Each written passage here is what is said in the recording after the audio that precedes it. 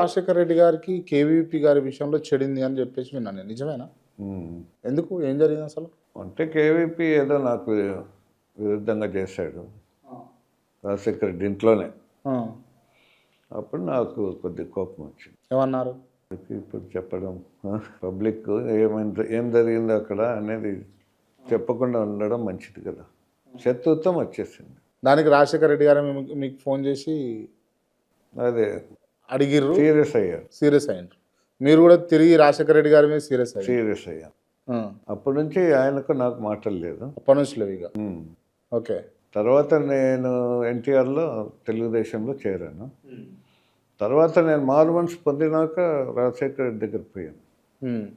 ఇట్లా మారాను, దేవుడు దర్శించాడు అని నా సాక్ష్యం చెప్పాను. బాగా విన్నాడు, ఏమనలే. అయితే సమాధాన పడ్డాను నేను. ఆయనను బాధ పెట్టాను కదా.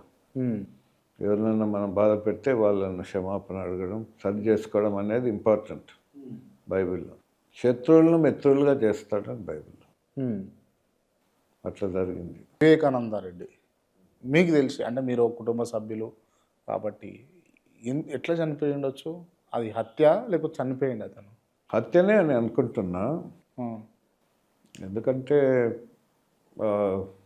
కత్తిపోట్లు ఇవన్నీ ఉన్నాయి. కానీ ఎవరు చంపారు, ఎందుకు చంపారు, ఇవన్నీ నాకు తెలియదు.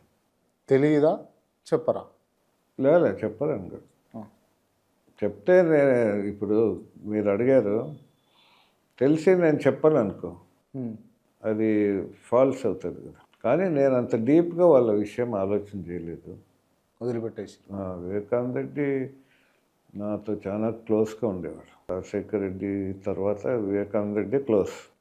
నన్ను బాగా ప్రేమించాడు, నేను ఆయన ప్రేమించాను. కానీ జరిగింది ఇంకా అది ఎవరు ఏంటి ఇవన్నీ ఎంక్వైరీ చేయాలి. సిబిఐ కన్నా నేనేం ఎంక్వైరీ చేస్తాను? రైట్. వైఎస్ షర్మిల గారికి జగన్మోహన్ రెడ్డి గారికి ఎందుకు కుదురుతలేదు, ఎందుకు పసుగుతలేదు? కారణాలు ఏమైంటాయి? ఏదో కుటుంబం, నేను అనుకోవడం ఏదో ఆస్తుల విషయం ఉంటుంది. మరి కుటుంబాల్లో ప్రతి కుటుంబంలో ఏదో ఒకటి తగాదా ఉంది కదా. వాళ్ళ కుటుంబంలో కూడా, వాళ్ళ కుటుంబంలో ఉంది. అంతే. ఏమంటే పబ్లిక్ అది పెద్దగా చేస్తున్నారు, ఇది భూతత్వం పెట్టి చూస్తున్నారు. ఓకే. ఎవరు భూతత్వం పెట్టి చూస్తున్నారు, వాళ్ళ కుటుంబాల్లో ఉండవా సమస్యలు? ఉంటాయి. మరి వాళ్ళ కుటుంబంలో కూడా ఉన్నాయి. అంతే. పులివెందులలో అంటే వైఎస్ఆర్ లేకపోతే రాజారెడ్డి గారి హవా తగ్గిపోతుందా రోజు రోజుకు? మొన్న ఎలక్షన్స్ జరిగినాయి కదా, చూస్తే తగ్గిపోతుంది. ఓకే. దానికి కారణం ఏంది అసలు? అంటే నేను అనుకోవడం గవర్నమెంట్ అధికారంలో ఉంది. గవర్నమెంట్ ఎలక్షన్స్లో కూడా మ్యానిపులేట్ చేస్తారు పోలీసు వాళ్ళు. అందుకని ఓట్లు, వీళ్ళకి పడవలసిన ఓట్లు కూడా పడకపోవచ్చు. అదే కారణం అని తెలియదు, కానీ మొత్తం మీద తగ్గినట్టే ఉంది. మళ్ళీ ఎలక్షన్స్ అయిపోయినాక జగన్ పులివెందులకు వచ్చేస్తే గుంపులు వచ్చేస్తారు. వస్తారు మళ్ళా? వస్తున్నారా? మరి అది హవా తగ్గినట్ట ఎక్కినట్ట ఎవరు తెలియాలి? నాకే తెలియాలా? వీకే అంటే మీరు పొలిటికల్ అనాలిసిస్ కదా మీరు చేసేది, మీ అట్లాంటి తెలుసు. నిజంగా అంటే వైఎస్ రాజశేఖర రెడ్డి గారి ప్లేస్ను వైఎస్ జగన్మోహన్ రెడ్డి భర్తీ చేస్తాడా మీకు తెలిసి? భర్తీ అంటే ప్రజల విషయంలో, పరిపాలన విషయంలో, లేకపోతే రూలింగ్ విషయంలో వైఎస్ రాజశేఖర రెడ్డి చరిజ్మాను వైఎస్ జగన్మోహన్ రెడ్డి భర్తీ చేస్తాడా, అంటున్నా ఫుల్ఫిల్ చేస్తాడా? నాకు తెలిసి he was the best politician. అంతే ఫర్ ఎవర్ నాకు తెలిసినంత వరకు. ఓకే. ఆయన సెకండ్ నెహ్రూ అనేవాళ్ళు. ఈ ప్రాజెక్ట్స్ ఇవన్నీ చేసేవారు. ఆయన మైండ్ సెట్ వేరు.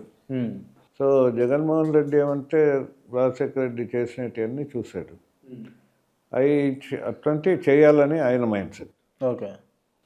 కానీ మరి ఎందుకు జరిగినాయి కొన్ని, ఆయన లాగా చేయాలంటే ఎవరికైనా డిఫికల్టీ అనుకుంటున్నా. రైట్. ఓకే. ఈ మధ్యకాలంలో ఎప్పుడు కలిసారు జగన్మోహన్ రెడ్డి గారిని మీరు?